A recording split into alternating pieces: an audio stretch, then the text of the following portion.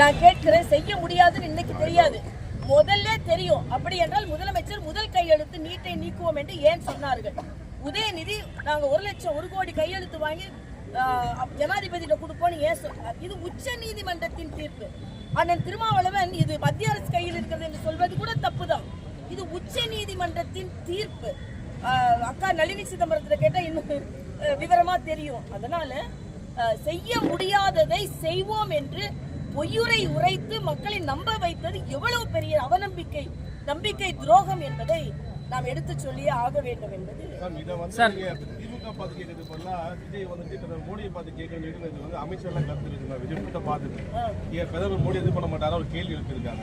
ஏன் மோடி ஒண்ணும் செய்ய முடியாது? இது செய்யக்கூடியது உச்ச நீதிமன்றம்.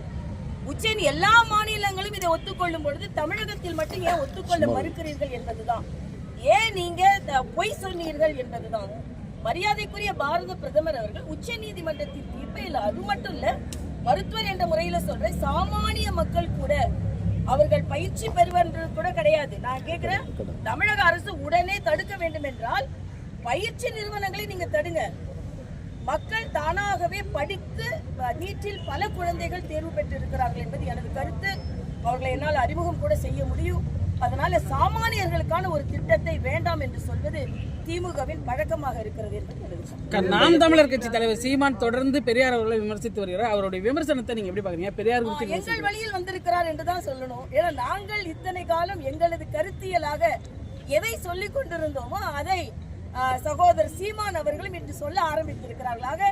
எங்கள் கருத்தியலுக்கு கிடைத்திருக்கின்ற ஒரு பலமாகவும் நாங்கள் இதுவரை சொல்லிக் கொண்டிருந்த கருத்தியலுக்கு ஒரு ஆதரவாகவும் நான் இதை பார்க்கிறேன். ஆக இது பாரதிய ஜனதா கட்சிக்கு மிகப்பெரிய வெற்றி என்று பார்க்கிறேன். பாரதிய ஜனதா கட்சி கருத்தியலுக்கு வெற்றி என்று பார்க்கிறேன். உதாரணத்திற்கு நான் அடிக்கடி கூட்டத்தில் சொல்வது ஒன்று, இது அண்ணா வளர்த்த தமிழ் அல்ல, ஆண்டாள் வளர்த்த தமிழ்.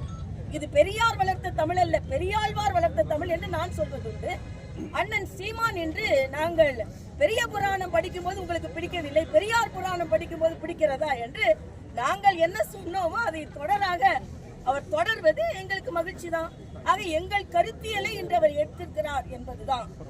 இது பாஜகவினுடைய பி டீம், அதாவது ஆதரவு கருத்துக்கள் எங்களது கருத்தியலின் ஆதரவு தான். எல்லாம் பாஜக ஒண்ணு சொன்னாலே ஒண்ணு B team, C team, Z team வரைக்கும் போயிடுறீங்க. ஆக திராவிட முன்னேற்ற கழகத்துக்கு யாராவது ஆதரவா பேசினா அவங்க கூட்டணி பலம். ஆனா பாஜகவுக்கு யாராவது ஆதரவு பேசினா ஒண்ணு பி டீம், சி டீம், இ டீம், ஒரு டீம், அவ்வளவுதான். அது நல்ல டீமா இருக்கணும். டீம் கருத்துக்கள் எங்களது கருத்து. டீம்னு சொல்றதோட எங்க டீம் அண்ணன் சீமான் எடுத்திருக்கிறார். ஆக டீம் பார்ட்னர் வேணா எடுத்துக்கலாம், டீம் பார்ட்னர் எடுத்துக்க முடியாது. மேம், அந்த யார் அந்த சாருங்கிற கிறிஸ்டின் மறுபடியும் வந்துட்டு இருக்குது. இப்போ மறுபடியும் அதிமுக அதை எடுத்து போராட்டங்கள் இறங்கி இருக்காங்க. பாஜக அது மாதிரி போராட்டத்துல ஈடுபட வாய்ப்பு. ஏற்கனவே நாங்க யார் அந்த சார் மறுபடியும் கைதான, அதுக்கப்புறம் மகளிர் அணி கைதான எங்களது மாநில தலைவர் பெரிய போராட்டம் நடத்தியிருக்கிறார்.